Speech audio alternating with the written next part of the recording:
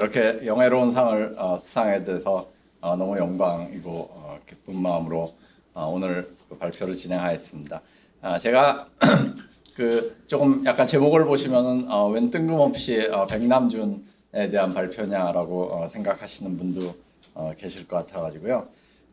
사실 이제 처음에 관심은 기술에 대한 관심으로부터 시작을 했습니다. 저는 그 과학기술학을 연구하고 있고 이제 과학과 기술과 사회와의 관계 이런 것들이 제 주요 관심사입니다. 그 기술에 대해서는 뭐 기술사나 기술 철학과 관련된 연구들을 진행을 했었고요. 보통 이제 기술에 대해서는 저희가 상식적으로 가지고 있는 견해들이 있습니다. 첫 번째 견해는 이제 기술은 인간의 목적을 가지고 어떤 만든 것이다. 즉 기술은 수동적인 대상이고 완전히 인간이 만들었기 때문에 이해와 통제가 가능하다라는 견해입니다. 두 번째는 이와는 상당히 정반대되는 견해로서 기술은 인간을 지배하는 것이다라는 그런 견해가 있습니다. 뭐 20세기 철학자인 하이데거나 엘룰 같은 철학자들이 이제 이런 견해를 제시를 했죠. 거의 기술은 독자적인 생명력을 가지고 살아 움직이는 것이고 out of control, 통제 불가능한 어떤 것이다 라는 견해입니다. 저는 이제 이러한 두 견해가 다 문제가 있다라고 생각을 합니다. 기술은 인간이 만든 것임이 분명하되 그렇지만 기술은 또 완전히 알지 못하는 어떤 속성을 가지고 있다고 생각을 합니다. 완벽하게 모르는 것도 아니고 또 완벽하게 아는 것도 아닌 그런 속성을 가지고 있고요.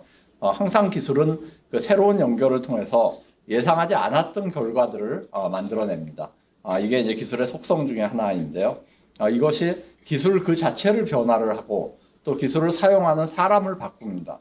그러면서 인간관계와 권력관계 이것들을 다 예상하지 못한 방식으로 변화를 시킵니다. 즉 기술은 처음 목표와는 다른 목표를 구현을 하고요. 이런 이제 구현이 새로운 기술 발생의 토대가 되기도 합니다. 예, 기술과 예술의 관계에 대해서는 잘 알고 있는 여러 가지 논의들이 있습니다. 일단 기술은 예술에게 새로운 표현 기법이나 재료, 진료, 소재, 미디움, 영감 이런 것들을 제공을 합니다. 맨 왼쪽의 그림은 레오나르도 다빈치가 이제 원근법이라는 새로운 테크닉을 이렇게 적용해서 그림을 그렸던 스케치이고요. 가운데는 터너입니다. 터너는 뭐 증기기관이라든지 기차라든지 이런 당시의 산업혁명에서 막 등장했던 기술들을 이제 자연 속의 소재로 삼아서 그 자연과 새로운 어떤 기술 문명을 굉장히 묘하게 대비시키는 이런 이제 그림들을 많이 그렸고요. 세 번째 거는 이보 파나기의 하이스피드 트레인이라는 작품인데요. 이제 퓨처리즘 20세기 초에 이탈리안 퓨처리즘의 그 성향을 가장 잘 드러낸 작품 중에 하나입니다. 이게 속도가 굉장히 빨라지면서 모든 것들의 이 빠른 속도들을 이제 캔버스에다 이제 구현을 했던 것이고요. 반면에 이제 예술은 기술이나 기술 사회를 이해하는 어떤 새로운 방식에 대한 통찰들을 제공을 합니다. 맨 왼쪽의 작품은 탱글리의 그 뉴욕을 위한 찬사라는 유명한 설치 작품이죠. 이건 30분 동안의 기계들이 막 자기 멋대로 막 이렇게 하우스적으로 작동을 했다가 이제 마지막에는 전부 무너져 버립니다. 무너져 버리면서 불이 나는 그러니까 기술 문명의 어떤 셀프 디스트럭티브한 이런 이제 속성을 굉장히 잘 드러냈던 것이고요. 가운데 작품은 나탈리 제레미엔코의 One Tree라는 작품입니다. 유전적으로 완전히 동일한 100그루의 나무를 이제 캘리포니아 샌프란시스코의 다른 지역에다 심습니다. 얘네들은 클로닝을 통해서 완전히 그 DNA가 똑같은 그런 씨앗인데 이제 다른 곳에다 심고 나니까 나무들이 다르게 자라더라 하는 것을 보이는 그러니까 유전자 결정론에 대한 어떻게 보면 해독제적인 이런 작품이고요. 오른쪽 작품은 페트리샤 파가니니의 작품이죠. 예, 그 유전자 조작이 만들어내는 새로운 어떤 개체들, 대상들, 예, 이런 존재들에 대한 어떤 불안과 또 뭐랄까 우리랑 같이 살 수밖에 없는 뭐 그런 상황들을 이렇게 묘사한 이런 이제 조각 작품들입니다. 예, 그 아주 드물지만 굉장히 드문 사례지만 예술이 기술의 발전을 주도하는 경우들도 있습니다. 이게 이제 20세기 같은 경우는 뮤직 신서사이저라든지 비디오 신서사이저 오늘 잠깐 말씀드릴 주제 중에 하나인데요. 이런 경우는 사실은 이런 기술이 예술가의 작업실에서 탄생을 먼저 합니다. 그리고 이제 엔지니어링 필드로 옮아가는 이런 경우들도 있습니다.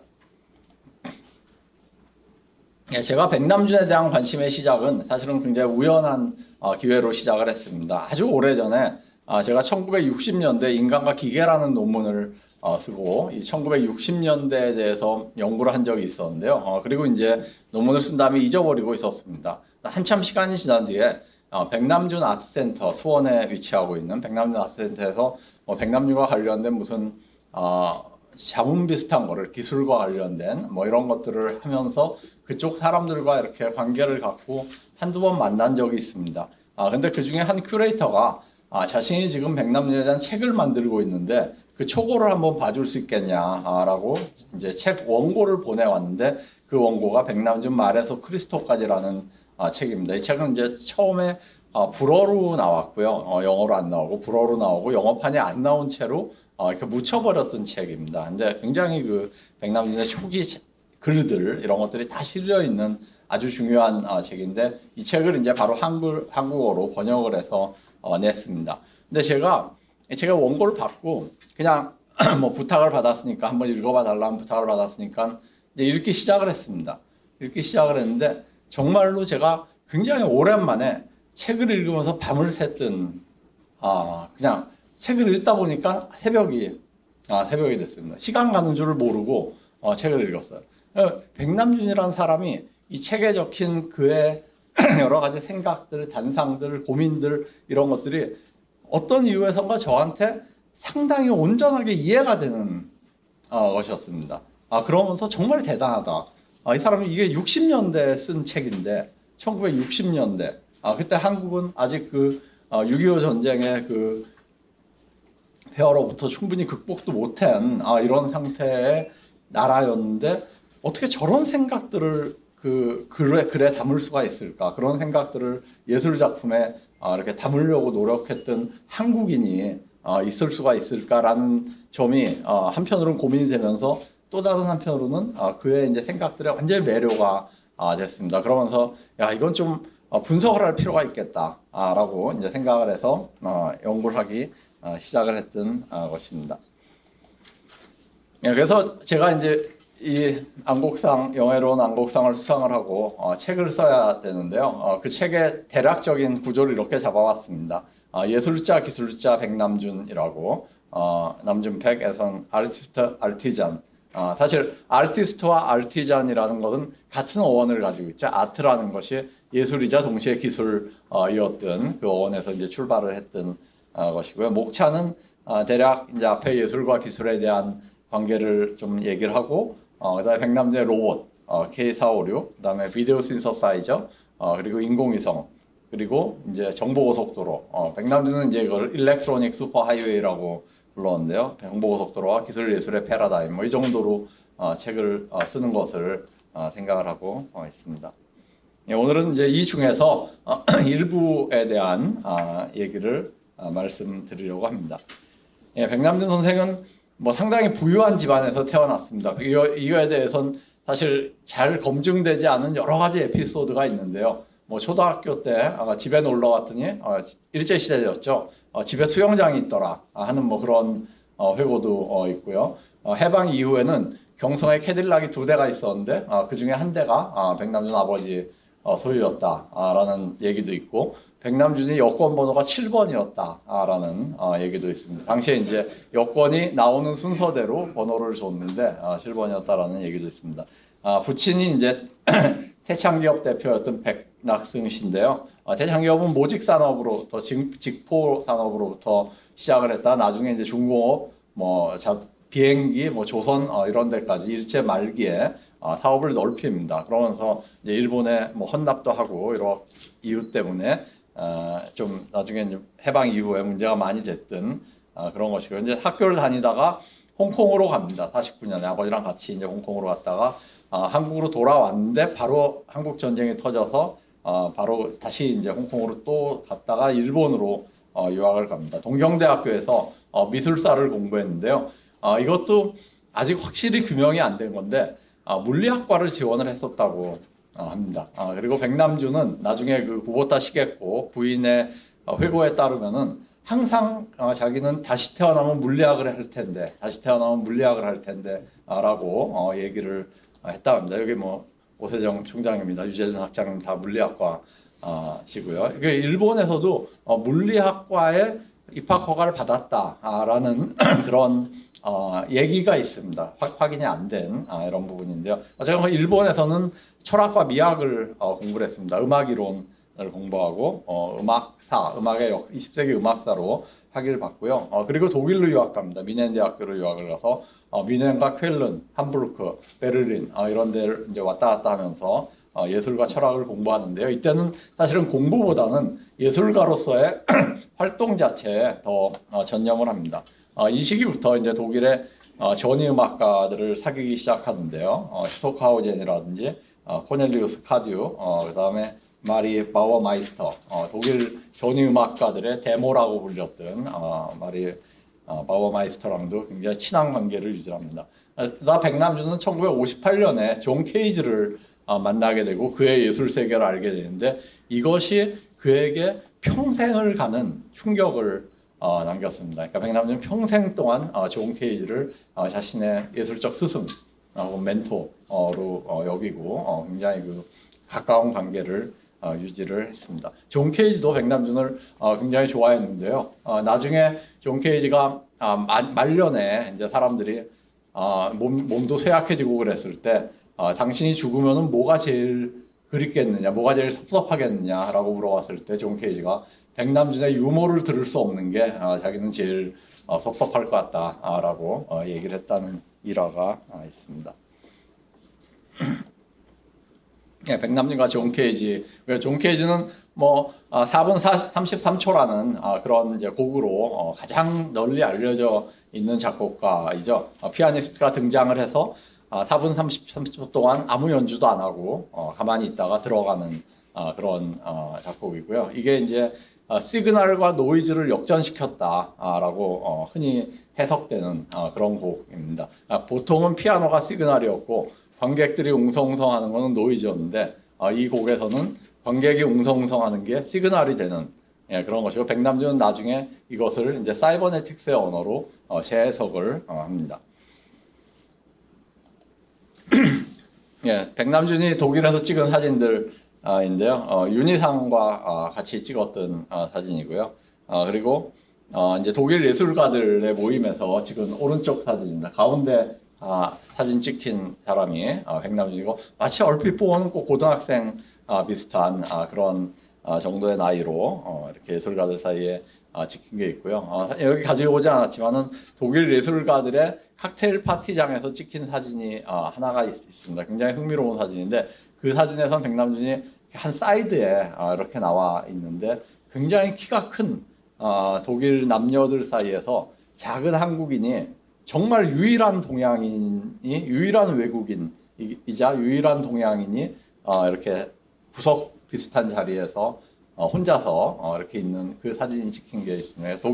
독일에서의 당시 예술계에서의 백남준의 위치를 이렇게 좀 여러 가지를 우리가 생각해 볼 수 있게 하는 그런 사진입니다. 딕 히긴스라는 당시 이제 플럭스 그룹의 멤버가 그 공연을 할 때 백남준입니다. 여기서 왼쪽에서 세 번째, 네 번째 정도에 이렇게 작게 나온 그런 사람이고요.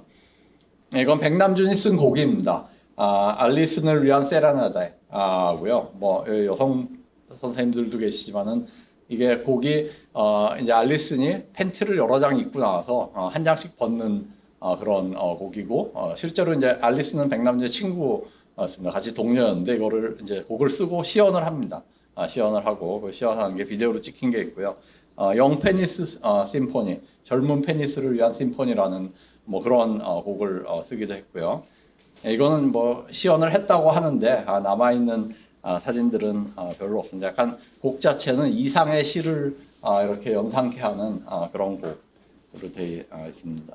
이게 행위 예술, 무용이 아니라 음악입니다. 굳이 장르를 따지자면은 액션 뮤직으로 분류가 되는 그런 것이고요. 예, 이거는 뭐 더 많이 알려져 있는 거죠. 젠포 헤드. 이렇게 백남준의 머리로 일자를 쭉 그면서 입에다 붓을 물고 긋다가 머리로 나중에 긋는 것이고요. One for 바이올린 솔로. 이것도 이제 유명한 작업입니다. 이거는 바이올린을 5분 정도에 걸쳐서 거의 사람들이 눈치를 못 채게 천천히 들었다가 한 방에 내려치는 그런 이제 작업입니다. 62년에 둘 다 초연을 했던 작업이고요. 여기 보시면은 이제 gründlich auf den Kopf stellen. Je schräger, desto besser. Schräge Musik, sagten sich die Kameraleute, muss man mit den eigenen Waffen schlagen. 네, 당시 이제 플럭서스 그룹이 퍼포먼스를 할 때 백남준도 참여한 Die 그런 alte Musik 영상. ist zu künstlich, behaupten die Neodadaisten. Wir wollen natürlich sein. So sieht das dann in der Praxis aus.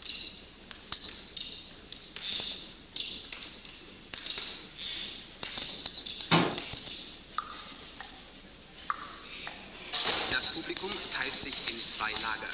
Ein kleines, das Parallelen zieht zu Ionesco und Beckett. Das 백남준의 wesentlich 모습도 größere 볼 수 있고요. Lager zieht aber kurzweg Parallelen 이건 zum 이제 Zirkus. 젠포 헤드를 Schon nach den ersten 공연하는 Takten aufgegangen 그런 ist. Wenn 모습인데요. nicht, trösten Sie sich mit einem Werk von Lamoignon, Komposition 1960 Nummer 10. Wohlgemerkt, es handelt sich um Musikfestspiele.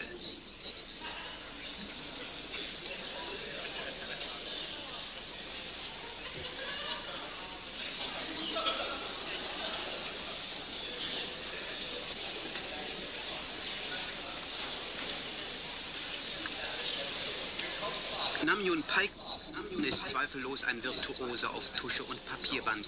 Man beachte den musikalischen Hinterkopf.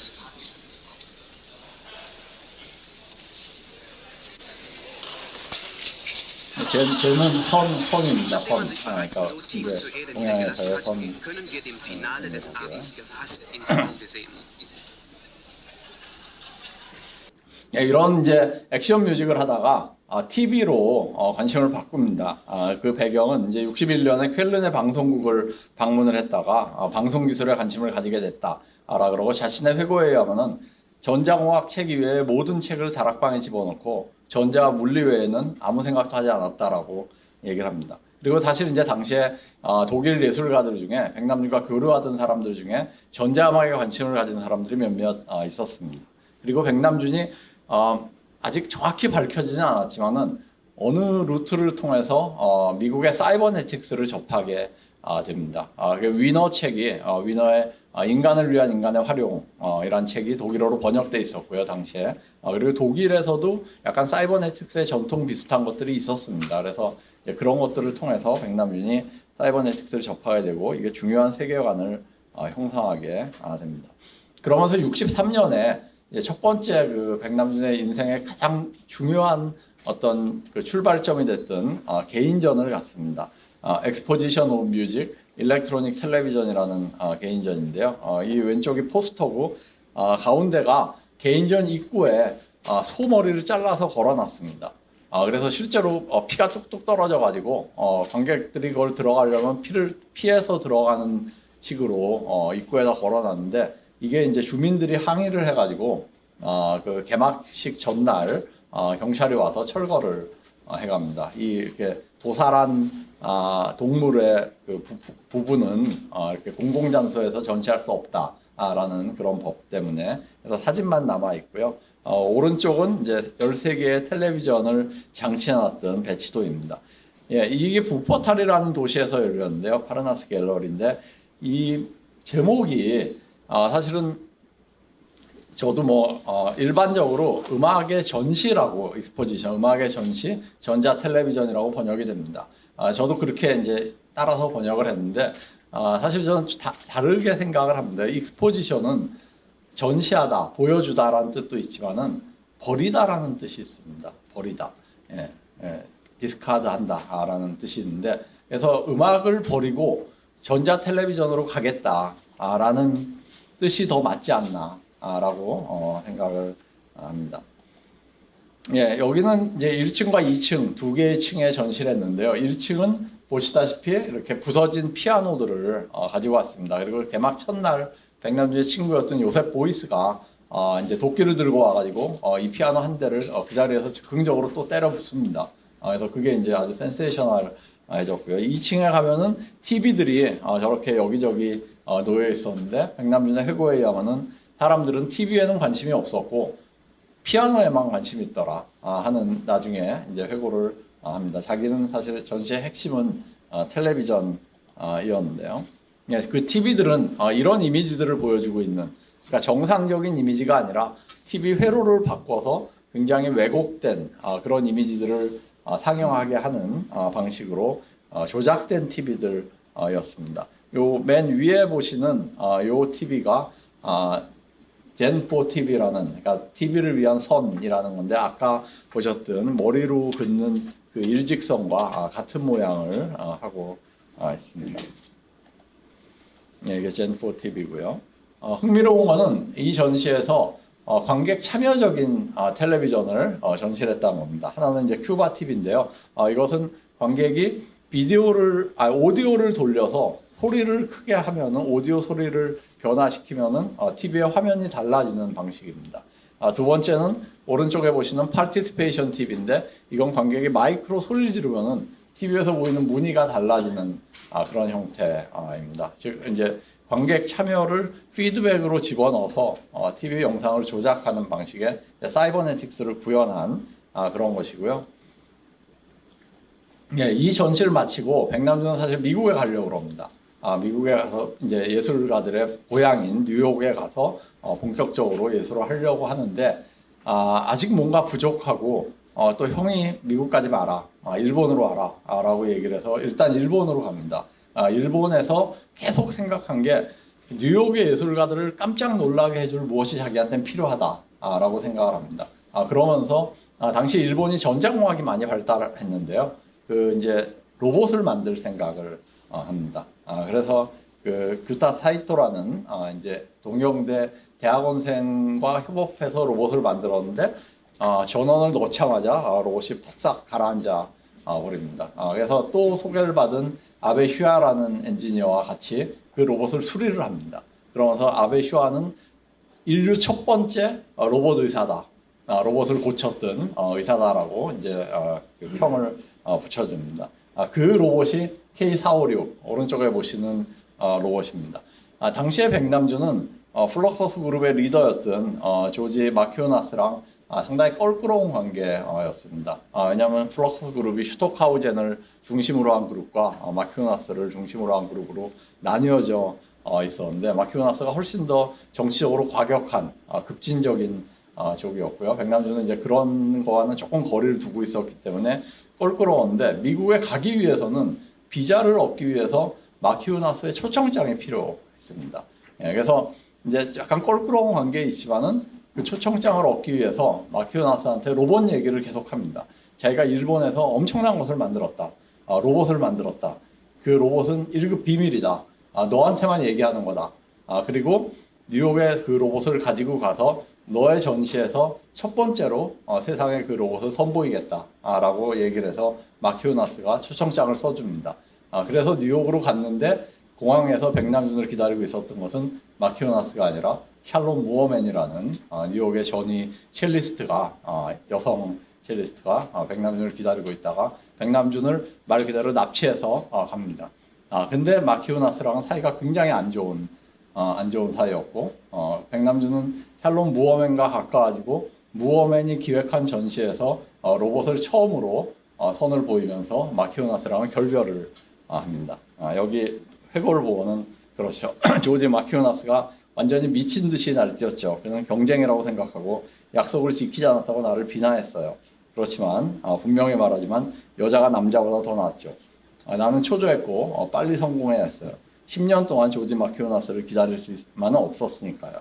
이런 식으로 해서 로봇을 이용해서 뉴욕 예술계에서 데뷔하는데 성공을 합니다. 이때 백남준이 받았던 편지, 엽서 중에 하나입니다. 트레이터, you left Fluxus, 예, 배신자, 너는 플럭서스를 떠났다, 라는 그런 발신인도 쓰여져 있지 않은 거의 협박조에 가까운 이런 편지들을 받고 있습니다. 예, 그래서 백남준은 64년에 샬롬 무어맨과 함께 이 로봇을 최초로 전시를 합니다. 원래 계획은 무어맨이 첼로를 켜고 백남준이 옆에서 로봇을 작동하는 게 계획이었는데 무어맨이 수면제를 먹고 잠들었는데 깨질 않아가지고 백남준 혼자서 로봇을 이제 작동을 합니다. 그리고 스트리트 퍼포먼스도 합니다. 뉴욕에서 사람들의 관심을 끌었던. 그 다음에는 무어맨과 유럽 투어를 하면서 독일에서 로봇 퍼포먼스를 합니다. Pop art in Berlin. A robot broadcasting what are rather pompously described as instructions to humanity. Can we be so lacking in leaders we need a machine to give us guidance? Anyway, the robot needed a bit of guidance itself. It was radio controlled by its inventor, Korean composer Nam June Paik.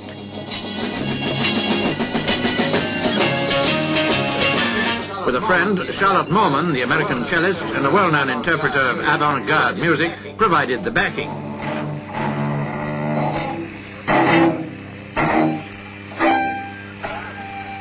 네, 이 로봇이 어떻게 됐을까요? 사실 이게 굉장히 흥미로운데요. 백남준의 편지를 보고는 이 로봇을 팔려고 굉장히 애를 씁니다. 네, 사실 굉장히 가난했어요, 이때. 집은 망하고, 형으로부터 더 이상 지원은 없고, 그래서 우리가 흔히 백남준은 집이 굉장히 부자였기 때문에 굉장히 풍족하게 예술 활동을 했다라고 생각을 하는데, 그거는 독일에서 공부할 때까지만이었어요. 뉴욕에 갔을 때부터는 정말 집세도 없고 편지에 맨날 50불만 미리 줄 수 없겠냐, 100불만 미리 줘라, 내가 뭘 했는데 왜 수표를 안 보내냐 하는 그런 편지가 대부분이었습니다. 근데 그래서 이 로봇도 팔려고 합니다. 1200불에 사가라 라고 지인들한테 계속 편지를 씁니다. 자기가 든 돈만 해도 1200불이 넘는다, 이 로봇은.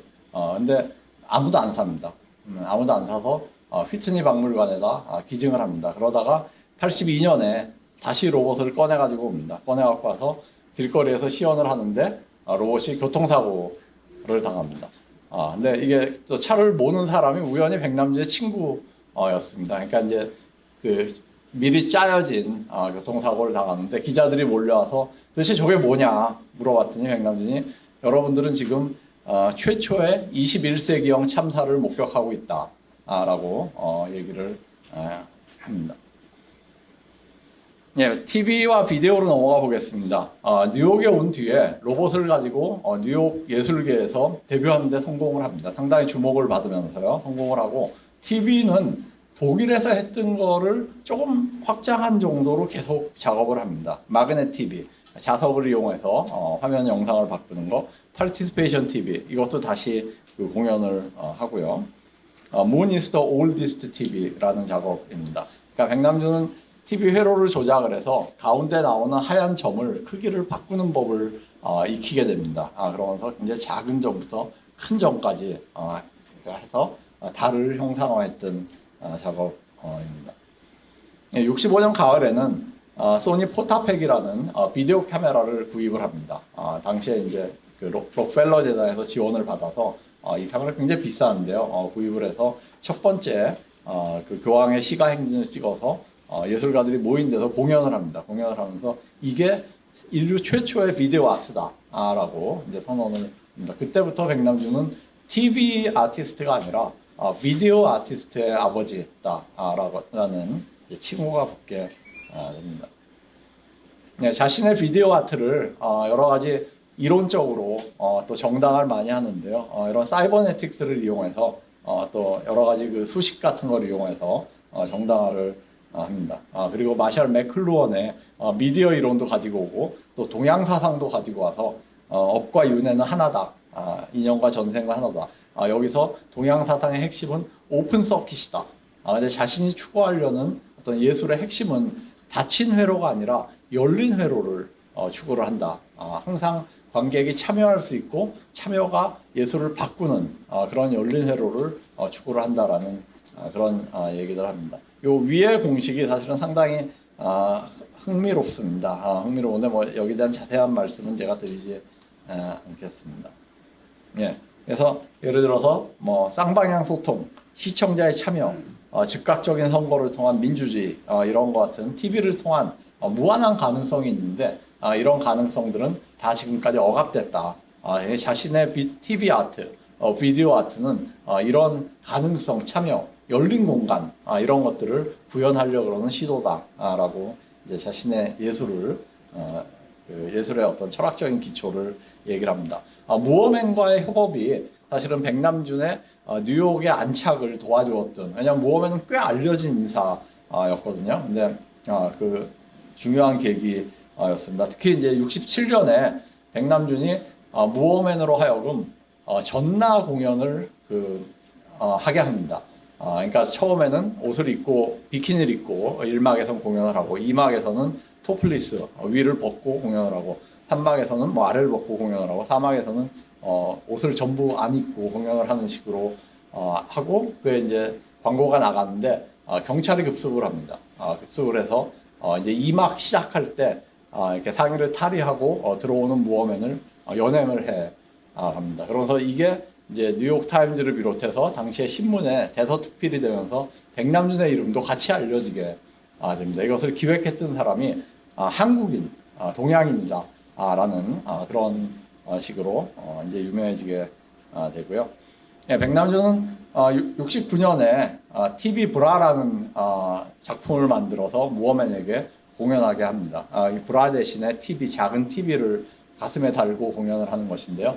이 TV에서 나오는 영상은 지금처럼 이 비디오 카메라가 공연하는 모습을 찍은 영상을 다시 피드백을 해서 TV에서 나옵니다. 그러니까 무어맨이 공연하는 그 모습이 실시간으로 TV에서 나오면서 자신이 공연하는 것인데요.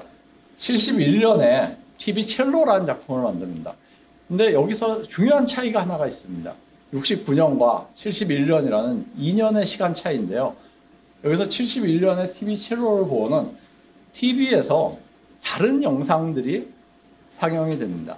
뭔가 합성된 영상들이 TV 첼로에서 계속해서 등장을 합니다. 요 2년 사이에 백남준은 비디오 신서사이저를 개발을 합니다. 영상 합성기죠. 예, 이게 이제 백압의 비디오 신서사이저인데요. 원래 그 전에도 백남준은 이렇게 좀 실험적인 영상들을 계속 만들어 봤습니다. 네. 벨랩에서 지원을 받아서 연구를 하기도 했고요. 네, 비틀스 일렉트로닉이라는 영상인데요. 이런 영상들을 계속 만들어 보고 실험도 하고 그랬습니다. 네, 그러다가 근데 상당 부분은 잊고 있었습니다. 원래 자신이 컬러라이저를 만들려고 했는데 잊고 있다가 69년에 에릭 시걸이라는 사람이 역시 이제 비디오 예술가였는데요. 만들었던 비디오 신서사이저를 보고 정말 깜짝 놀랍니다.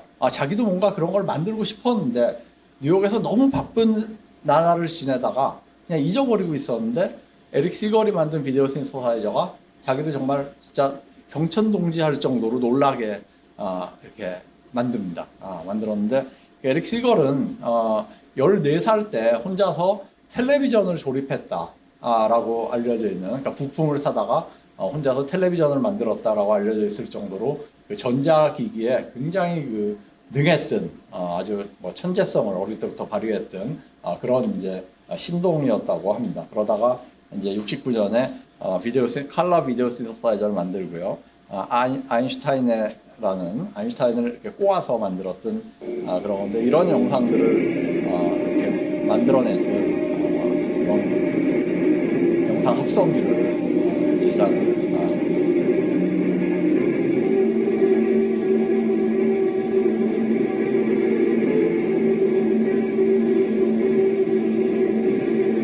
점점 이제 아인슈타인의 얼굴이 점점 나타나는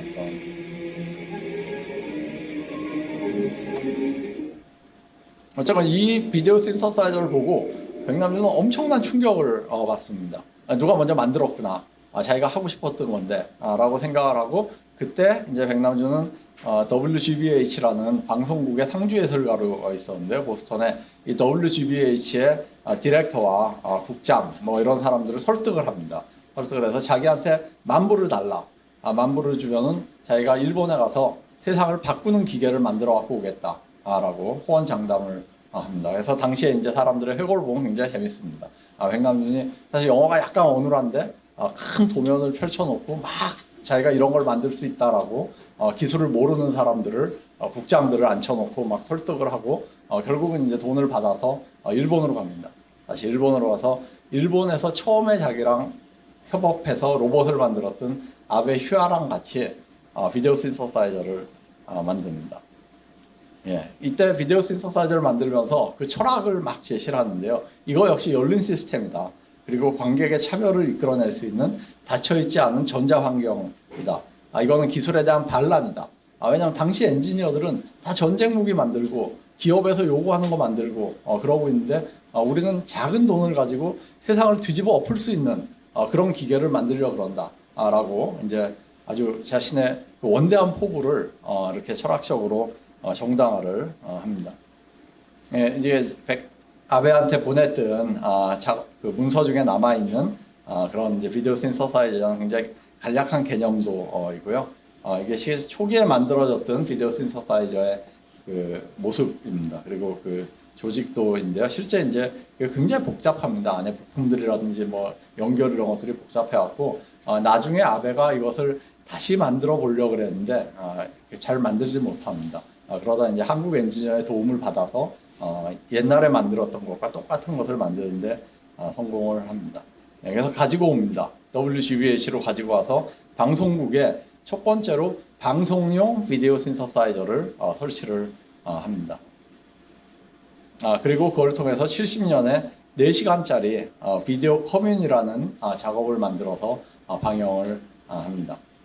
네, 제가 2012년인가요? 그 아베를 일본에 가서 인터뷰를 한 적이 있었습니다. 그때 이제 아베가 한 대 남아있는 비디오 신서사이저를 직접 시연해 보여주던 장면이 있는데요. 이게 그 TV 화면을 처음 키면 나오는 그 컬러 이렇게 색깔 조정하는 그 영상을 가지고 합성을 하는 그 영상 자체를 가지고 합성을 하는 그런 모습.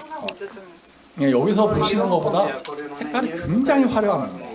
굉장히 화려해서. 이게 다 색깔이 있어요. 다들 다 시작해요. 저 색깔 있거든요. 시야. 今度ほらこういうこの 입력의 辺も 색깔을 바꾸면 색깔이 바뀌어. 뭔가 なんだかあんまり見たことないんじゃない、ん東大曇りを向こうでちょっといじったけど、 알아. 박사님 대마시대. ん 박사님 대마시대 이마스. かなり綺麗になりました。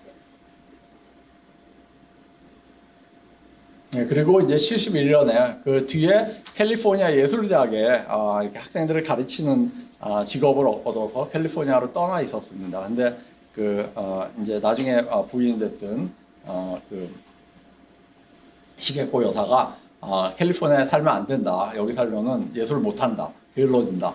다시 뉴욕으로 가자. 그래서 뉴욕으로 다시 데리고 옵니다. 그러면서 2071년 11월에 보니노 갤러리에서 두 번째죠. 또 개인전을 합니다.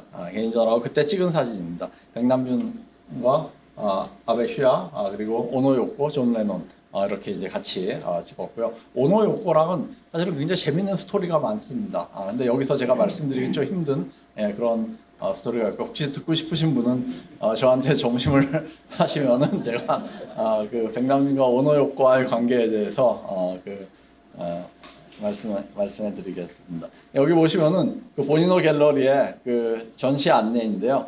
100 아베 비디오 신서사이저를 최초로 전시한다. 라는 게 있고요. 그 다음에 여기 보면 TV 첼로 얘기가 있습니다. TV 첼로를 전시한다. 이게 중요한데요. 왜냐하면 TV 첼로에서 아까 보셨던 그 이미지들은 이 신서사이저를 통해서 만든 이미지들입니다. 그 전에는 존재하지 않았던 합성된 이미지들입니다.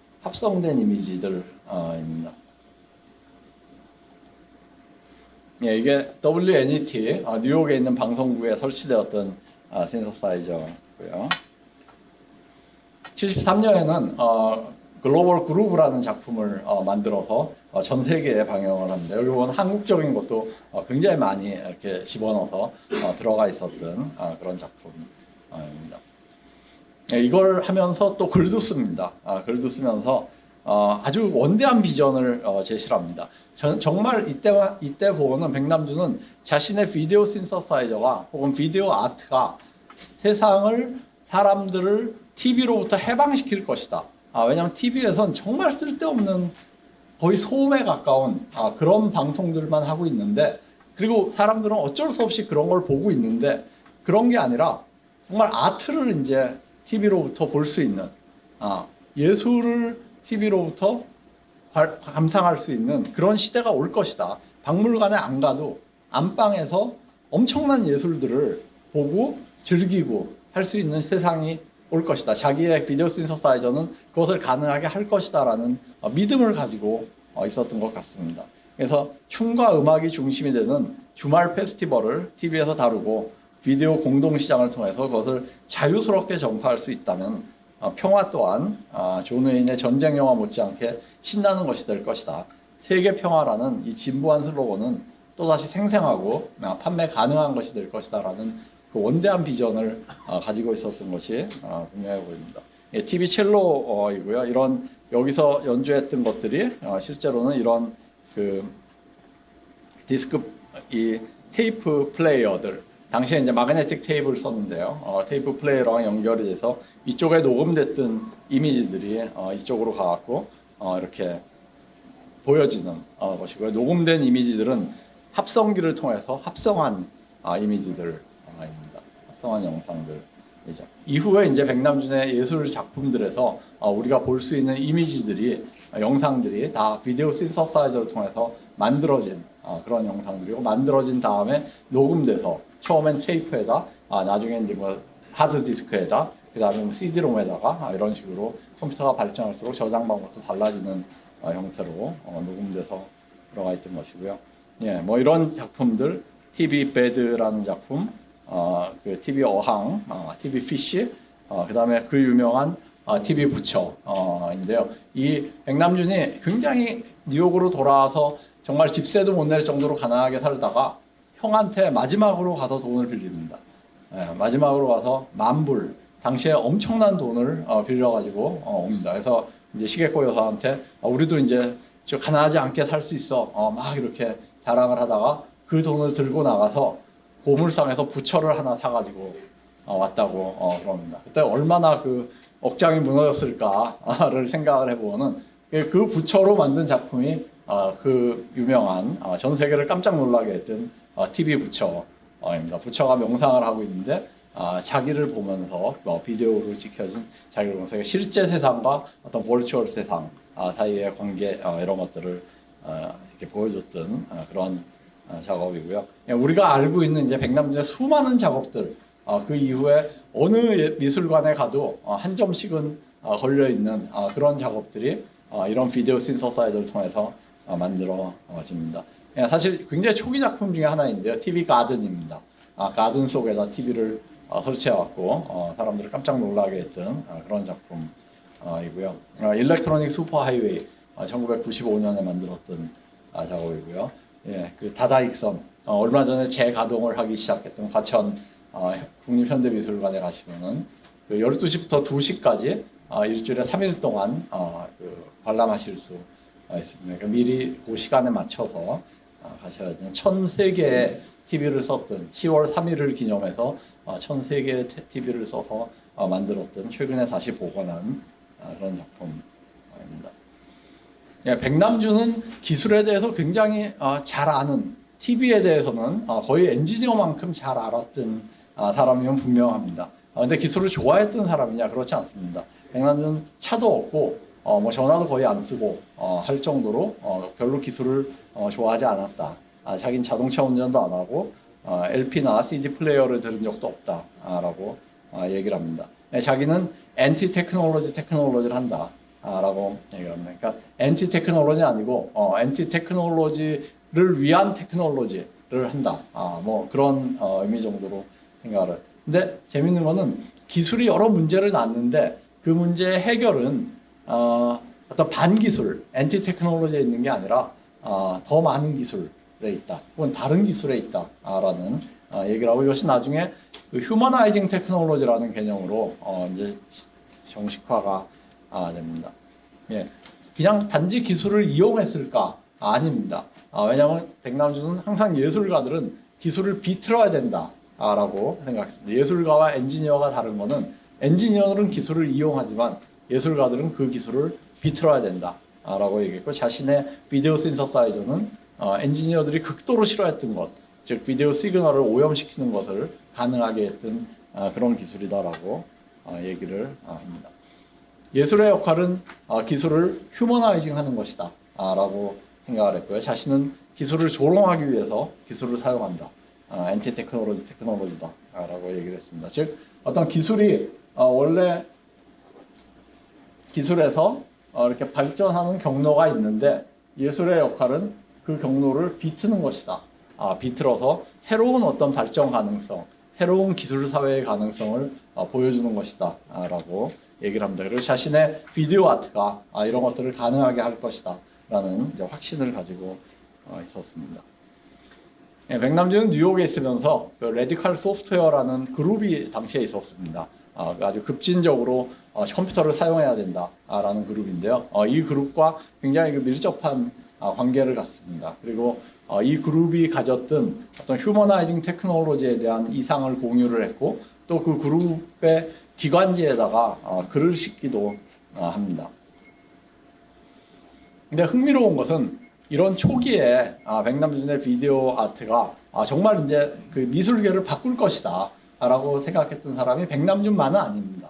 당시에 이제 휘트니 박물관의 관장인 데이빗 로스라는 사람이 그렇게 생각을 했으나, 오랫동안 비디오 아티스트들이 박물관을 파괴하고 TV 방송이라는 개념을 깨부술 것이라고 생각했다. 그런데 내가 틀렸다는 것을 알게 되었다라는 것입니다. 비디오 아트의 급진성과 전복성은 예상보다 빠르게 소멸합니다. 백남준의 작품은 박물관을 깨부순 게 아니라 박물관이 선호하는 작품이 되어버립니다. 모든 박물관이 한두 점씩을 다 들여놓고 싶어하는 그런 작품이 돼서 박물관의 소장품이 됩니다. 예. 비디오 아트는 박물관을 때려 부순 대신에 그 안에 자리를 잡게 됩니다. 그 이유 중에 하나가 바로 비디오 신서사이저 때문입니다. 백남준의 작품들은 비디오 신서사이저가 없었으면 가능하지 않았던 작품들입니다. 그걸로 만들었던 영상들을 틀어면서, TV를 통해서 틀으면서 조각 작품을 만들었던 그런 방식으로 이제 우리가 알고 있는 백남준이 성공을 했고 세계적인 명성을 갖게 됩니다. 원래 백남준이 생각했던 비디오 아트의 이상은 그건 아니었습니다. 원래는 백남준이 1960년대에 훨씬 더 관객 참여적인 형태의 비디오 아트를 생각을 했었고, 그게 계속 발전할 수도 있었는데, 비디오 신서사이저라는 기술이 우리가 알고 있는 세계적으로 유명한, 어떻게 보면 백남준을 낳았던 모든 박물관에, 모든 미술관에 그 작품이 한두 점씩은 전시되어 있는 그런 백남준을 낳았던 것입니다. 어떻게 보면 기술의 역설이라고도 볼 수 있는 그런 부분 같습니다. 예, 나중에 백남준은 이제 새들라이트 아트, 레이저 아트 이런 새로운 기술을 시도하기도 합니다. 근데 많은 사람들이 궁금해했던 거는 컴퓨터가 발전을 굉장히 급속하게 했는데 80년대, 90년대 왜 백남준이 컴퓨터를 이용한 예술 작품을 본격적으로 하지 않았을까? 한 번 더 어떻게 보면 패러다임 전환을 이룰 수도 있었을 텐데 왜 그러지 못했을까 하는 점에 대해서 궁금해하고, 제가 이제 새들라이트 아트를 다루는 챕터에서는 그 문제를 좀 다뤄보려고 합니다. 왜 백남준은 컴퓨터와 인터넷이라는 새로운 매체로 나가지 못했는가라는 부분을 다뤄보고요. 마지막으로 제가 가장 좋아하는 백남준이 남긴 구절 중에 하나를 읽어보면서 마치도록 하겠습니다. 나의 실험적 TV는 항상 흥미로운 것은 아니다. 그렇다고 항상 흥미롭지 못한 것도 아니다. 마치 자연이 아름다운 이유는 아름답게 변하기 때문이 아니라 단지 변하기 때문이라는 것처럼, 백남준의 초기 그 글 중에 일부입니다. 그래서 마치도록 하겠습니다. 감사합니다. 네, 질의응답 시간 갖도록 하겠습니다. 궁금하신 내용 자유롭게 말씀해 주시면. 네, 신승열 박사님. 요 마이크로 그냥. 다 들리시나요? 네, 맞습니다. 여기 지금 홍 선생님 아주 재밌게 들었는데, 아주 재밌게 들었습니다. 그런데 여기 백남준 선생이 한 여러 가지 얘기가 있잖아요. 그게 원래 어느 나라 말로 쓴 겁니까? 한국말로 쓴 겁니까? 아니면 다른 데서 번역한 건가요? 영어로 쓴 것들이 많습니다. 독일에 있을 때도 영어로 쓴 것들이 많고요. 예. 백남 선생이 직접 쓴 글들은 영어로 쓴 거를 그럼 한국말로 여기 번역한 지금 백남준 선생의 글이라고 나오는 게 원래 한국말로 쓴 것도 있습니까?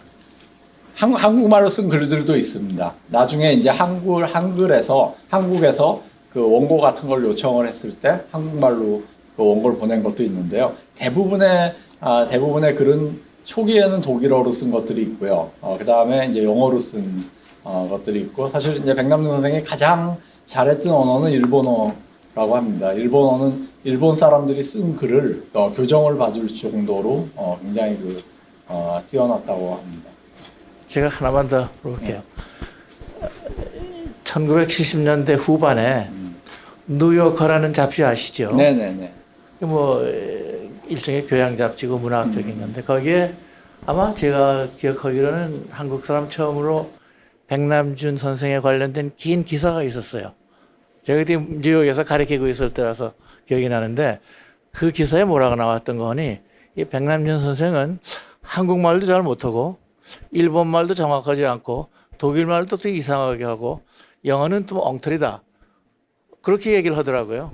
그래서 제가 그러면 이 양반 역사를 보면 여러 나라에 살았기 때문에 그러면 그 백남준 선생은 자기 그 셀프 아이덴티티는 어떻게 생각을 하셨나요? 그분은 어느 나라 사람이라고 생각했나요? 그런 질문을 누가 실제로 물어봤는지 모르겠는데요. 아마 물어봤으면 자신은 코스모폴리탄이라고 얘기를 했을 것 같아요. 근데 나중에 연세가 드시면서는 점점 더 한국적인 것을 그리워하고 어떤 한국적인 정서나 이런 것들을 작품에 담으려고 훨씬 더 시도를 많이 했던 것으로 알고 있습니다. 그리고 아까 말씀하신 그 언어고 기사는 저도 기억이 나는데요. 예. 이렇게 나는데 그 구보타 시게코 여사의 그 회고에 의하면은 조금 다릅니다. 조금 다른데 이제 백남준 선생은 일본어는 일본 사람보다 잘했다. 라 그러고요. 자기보다 일본어가 더 나았다라 그러고 거의 완벽하게 실제로 뭐 일본어로 쓴 편지들 이런 것들을 그 손글씨 이런 거를 잘 못 읽어서 이렇게 일본 사람들한테 보여주면은 자기도 이렇게 힘들다라는 뭐 그런 대답이 올 정도로 굉장히 그 일본어의 어떤 뭐라 그럴까 표현이라든지 이런 것들을 잘 했다라고 얘기를 하고요. 영어와 독일어는 그 의사소통에 전혀 문제가 없을 정도로 잘했다라고. 한국말은 나중에 이제 90년대 이런 때 백남준 선생님이 한글로 쓴 기사의 일부를 보고는 야 어떻게 저렇게 우리나라 말을 맛깔스럽게 쓸 수가 있을까 하는 느낌이 들 정도로 뭐 그런 기사들도 있습니다. 한국의 그 무당이라든지 뭐 무속신앙 이런 거에 대해서 쓴 기사가 있는데 정말 놀랄 정도로 그 어떤 한국의 무속적인 느낌 이런 것들을 굉장히 잘 담아낸 식으로 그 한글로 글을 쓰기도 하고요. 불어도 꽤 했다라고 그러고요. 그 와이프의 회고에 따르면 중국어는 사전을 가지고 읽을 수 있을 정도였다. 그래서 백남준은 실제로 6개 국어를 했고 자기가 보기는 정말 그 자기는 넘기 힘든 그런 천재였다. 왜냐하면 그 부인도 이제 아티스트였으니까 같은 그룹에서 활동했던 그런 거. 그러니까 언어에 대해서는 약간 다른 평가가 있는 것 같습니다. 제가 그 신 선생님 말씀하셨던 그 뉴요커 그 평도 제가 봤던 기억이 나고요. 근데 저도 이제 그렇게 생각을 하고 있었는데 그 부인의 회고를 보고서 조금 약간 다른 생각을 갖게 됐고, 그걸 좀 제대로 평가를 해봐야 될 이런 게 있구나라는 지금 이제 그런 생각을 하고 있습니다. 연구를 하면서 좀 제대로 들여다봐야겠다라는 생각을 합니다. 네, 다른 질문 부탁드리겠습니다.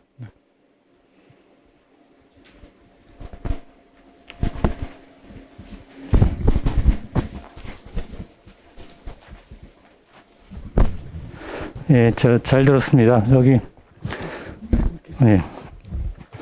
그냥 이제 문현의 입장에서 한번 질문 하나 드리고 싶은 게 궁금한 거 하나가 이제 백남준 씨의 그 예술 세계를 보면은 그 엔타이 테크놀로지라는 표현을 쓰셨는데 이제 기술을 좀 비틀어서 기술을 좀 반대한다 할까 하여튼 그런 이제 어떤 풍자적인 뭐 그런 거는 이제 근데 제가 약간 좀 궁금해하는 거는 그 백남준 씨가 전 몰랐지만 이제 물리학을 원래 좋아하고 물리학을 하려고 했다고 하는 입장에서 보면 사실은 이제 기술이 아니라 철저하게 지금 기술의 그 지향이 됐는데 기술보다 좀 과학의 관점에서 사실은 조금 예술 활동을 좀 할 수도 있지 않았을까 좀 그런 생각이 좀 들거든요, 사실은. 그러니까 얼른 보면 이제 너무나 이렇게 조금 그 굉장히 그 재미있는 착상을 하고 그렇긴 하지만 어떤 그 현대 기술을 나오는 게 사실 과학과 그 관계에서 조금 더 깊은 의미를 좀 추구했으면 좋지 않았을까 전 개인적으로 그런 아쉬움이 좀 있는데 아니 뭐 문외한의 얘기입니다, 사실. 혹시 그러게 어떤 특별한 그런 뭐 과학과 기술 관계에서 철저하게 기술적으로 갔다는 느낌이 들어서 거기에 무슨 뭐 좀 이유 같은 게 있는지 혹시 뭐 그런 얘기가 좀 가능한지 그런 저 논의가. 예, 그 뭐 일단 아까 제가 이제 말씀드린 것 중에 조금 저도 이제 확인을 해보고 싶은 그런 것들이 그 백남준이 이제 동경대학에 지원을 할 때 물리학과를 같이 지원했었다라는 말씀을 드렸잖아요. 근데 그거는 뭐 확인이 안 된 얘기입니다. 그러니까 조금 그러니까 동경대에 가서 뭐 이렇게 자료를 직접 뭐 봐야지 뭐 그래야 되는 건데 그게 사실 그 지원서 이런 것들이 남아 있을까 하는 뭐 이런 것도 약간 있고요. 근데 그 부인의 회고로 계속 자기가 다시 태어나면 물리학자가 되고 싶다라는 그 회고는 이제 부인이 그 같이 살면서 여러 번 들었기 때문에 맞는 거라고 생각을 하고요. 그 백남준에게 있어서 물리학과 전자공학은 거의 같은 것이다라고 생각이 됐을 겁니다. 그러니까 물리학이 따로 있고 전자공학이 따로 있고 한다기보다는 물리학과 전자공학, 과학과 기술 이런 것들은 같은 덩어리로 인식이 됐을 거다. 왜냐하면 백남준 실제로 물리학을 하거나 실제로 전자공학을 했던 그런 사람이 아니고 예술을 하던 입장에서 조금 거리를 두고 이제 그런 과학이나 기술들을 이렇게 바라보고 이용하고 평가하고 했기 때문에 과학과 기술 사이의 어떤 구분이나 이런 것들이 우리가 생각하는 것처럼 그렇게 뚜렷하게 있지는 않았을 거다. 본인에게 있어서는 과학과 기술은 한 덩어리로 이렇게 인식이 됐을 거다라는 생각을 할 수가 있고요. 저는 무엇보다도 21세기에 백남준이 어떤 의미를 갖느냐라는 점과 관련해서 지금 뭐 AI의 시대, 뭐 빅데이터의 시대 이런 건데 그가 가졌던 그 휴머나이징 테크놀로지라는 이상 기술의 문제는 기술을 거부해서도 안 되고 그렇다고 단지 기술을 찬양해서도 안 되고 다른 기술들, 더 많은 기술들, 대안적인 기술들 이런 것들을 발전시키려고 노력을 해야 된다. 그러니까 어떤 인문학이나 예술 이런 것들의 혼을 기술에 주입하려고 노력하는 것을 통해서 기술의 문제가 우리가 뭐 극복될 수 있고 그걸 뛰어넘을 수 있다라는 생각은 지금도 굉장히 그 유의미한 중요한 생각이 아닌가라고 생각이 됩니다. 그래서 사실 제가 이제 이 한국상 수상 기점으로 어떤 주제를 가지고 올까를 고민하다가 백남준이라는 주제를 선택했던 것도 한 명의 인물을 그냥 역사적으로 조망하는 데서 끝나는 게 아니라 그 인물의 사상이 지금 우리에게도 주는 중요한 의미를 가지고 있다라고 생각을 했기 때문에 그런 말씀을 드렸습니다. 네, 감사합니다. 그 뭐 시간이 좀 됐는데요. 딱 질문 하나만 좀 마지막으로 또 이런 기회가 또 없으니까 네, 박정호 교수님.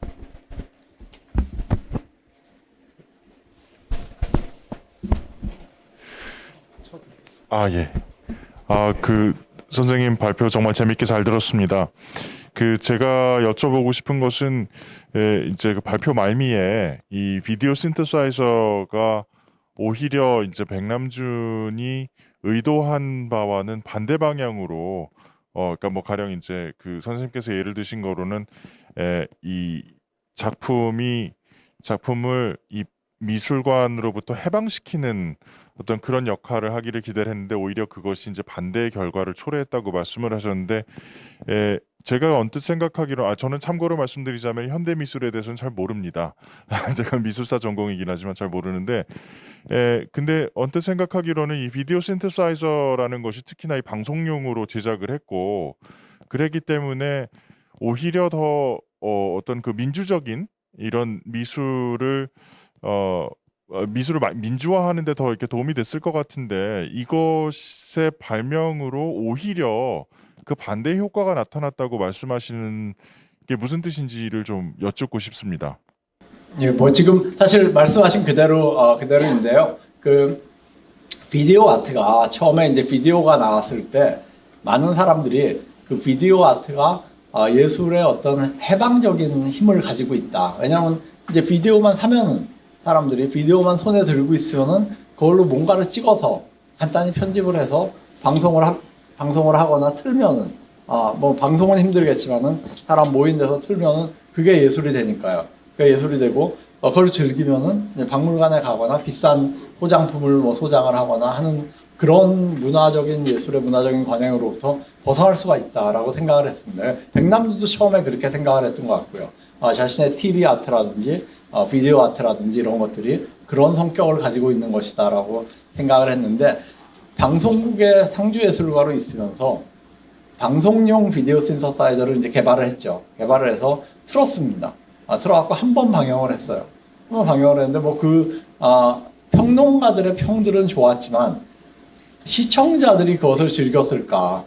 현란한 영상들이 4시간 동안 나오는 번쩍번쩍하는 영상들이 4시간 동안 나오는 그런 거를 시청자들이 얼마나 재밌게 받아들였을까라는 것은 약간 저희가 상상을 해볼 수는 있습니다. 그게 예술사에서 어떤 기념비적인 작품으로 남아있는 건 맞지만은 비디오 커뮤니라든지 글로벌 그루브라든지 이런 작품들이 그것을 일반 사람들이 TV를 보는 사람들이 채널을 틀었는데 그런 게 나온다. 그럼 뭐 채널 잘못 틀었나? 그러고 이렇게 돌릴 정도가 아니었을까라고 생각이 돼요. 그러니까 처음에 이제 백남준이 만들었던 그런 신서사이저가 TV를 통해서 비디오 아트를 내보냄으로써 사람들을 바꾸겠다, 세상들을 바꾸겠다라는 것은 지금 돌이켜 생각을 해보면 어떤 의미로 한계가 있을 수밖에 없었던 것이고요. 백남준은 맨 처음부터 TV를 했습니다. TV를 했기 때문에 사실은 이제 서양 미술계에서는 이런 평가도 있어요. 백남준을 비디오 아트의 아버지라고 부르는 것은 잘못된 호칭이다. 백남준은 TV 아트의 아버지라고 불려야 된다. 라는 거. 저는 이제 그거에 동의하지 않지만은 조금 약간 폄하하는 그런 의미로 백남준은 결국은 TV 세트를 가지고 작업을 했던 사람이다. 그리고 비디오 아트는 그 처음에 가졌던 그런 전복적인 성격의 비디오 아트를 계속했던 그룹이 있어요. 싼 비디오 카메라를 들고 와갖고 굉장히 어떻게 보면 사회 참여적인 그런 영상들을 제작을 해서 틀고 지금도 박물관에 가면은 그런 비디오 작품들이 가끔 있잖아요. 30분 정도짜리 이렇게 영상들을 틀어주는 그런 작업들인데 그쪽 라인을 계속 갔던 사람들이 있습니다. 그쪽 라인으로 계속 갔던 비디오 아티스트들이 보기에 백남준은 다른 방향으로 가는 거죠. 다른 방향으로 갔고 박물관에 잘 팔리는 이런 작업들을 주로 만들었던 그런 사람이 아니냐라는 쪽으로 갔는데 사실 그거 백남준이 의도했던 것이냐 아니라는 거죠. 비디오 신서사이저는 그런 용도로 만들어진 것이 전혀 아니었는데 만들어지고 나니까 엉뚱한 결과를 낳았다라는 거죠. 백남준도 예상하지 못했던 결과를 낳고 TV 첼로가 인기를 끌고 TV 가든이 센세이션을 불러일으키고 TV 부처랑 센세이션을 불러일으키면서 작품 의뢰들이 들어오기 시작을 합니다. 비슷한 거를 만들어 달라라는 의뢰들이 들어오고 백남준은 이제 혼자서 안 되니까 조수들을 쓰기 시작을 하고요. 그 조수 중에 한 명이 이제 빌 비올라라는 유명한 현대 미술가였죠. 나중에 이제 이정성 씨 같은 분을 한국에서 데려가서 또 조수로 사용을 하고 아베 슈야도 계속 그 조수 역할을 하고 그러면서 작품들을 이제 만드는데 그 작품들은 어떤 의미로 조각 작품입니다. TV를 이용한 조각품들을 만들어서 이제 박물관에 구매자한테 이렇게 판매하는 것이고요. 뭐 여담이지만 한국에서는 이제 삼성 쪽의 홍나희 여사가 백남준을 굉장히 후원을 많이 했던 작품을 많이 사고 후원을 많이 했던 그런 제가 뭐 사실 여담 재밌는 것도 들려드릴 만한 게 많이 있는데 이 자리는 좀 이제 그런 자리는 아닌 것 같고요. 뭐 그래서 하여튼 제가 보기에는 제 해석은 비디오 신서사이저가 처음에 백남준이 가졌던 이상을 가지고 만들었는데 모든 기술이 그렇듯이 제가 맨 처음에 말씀드렸지만 모든 기술이 그 기술을 만든 사람의 의도대로 작동하는 것은 아니다라는 거죠. 기술은 항상 어떤 의미로 그 비틀어지는 약간 다른 결과들, 예상치 못한 결과들을 낳고 그게 뭐 어떻게 보면 기술의 속성인데 이거는 비디오 신서사이저에 있어서도 마찬가지였다. 비디오 신서사이저는 백남준을 유명하게 만들었지만 정말로 우리가 백남준 그러면 기억하는 작품들은 다 비디오 신서사이저를 이용한 작품들이죠. 세계적으로 유명하게 만들고 비디오 아트의 아버지라는 그런 호칭을 달아주게 하는데 기여를 했지만 원래 백남준이 젊었을 때 60년대에 가졌던 그 이상을 구현하게 한 그런 기술은 아니었다라는 게 제 평가입니다. 네, 더 많은 말씀 더 나누고 싶은데 시간이 많이 지나서 여기서 좀 마무리를 해야 될 것 같습니다. 오늘 뭐 백남준 개인에 대한 이야기도 많이 듣고 또 이제 백남준의 이제 활동을 통해서 어떤 우리가 이제 기술의 가치 또 기술의 어떠한 방향 또 이제 인문학과 과학기술과의 관계 이런 것들에 대해서 폭넓게 생각하고 또 고민할 수 있는 그런 시간이 된 것 같습니다. 네, 다시 한번 우리 홍성욱 교수님께 큰 박수 부탁드리겠습니다.